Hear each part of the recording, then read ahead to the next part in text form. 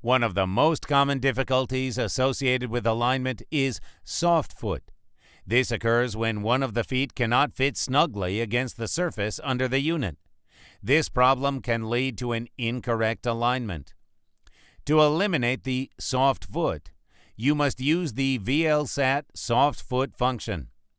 In the main menu, tap the horizontal alignment icon. Then select the type of shaft connection: coupling, spacer shaft, or cardan shaft. Then return to the main menu and tap the soft foot icon. Using a measuring tape, measure the dimensions of the unit and enter the obtained values in the fields with a question mark.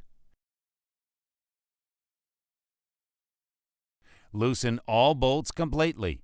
Then tap the soft foot icon next to one of the feet. Make sure the measuring units are at the 12 o'clock position. Tighten the bolt on the selected foot and then loosen it. Click OK and then repeat the procedure on each of the feet.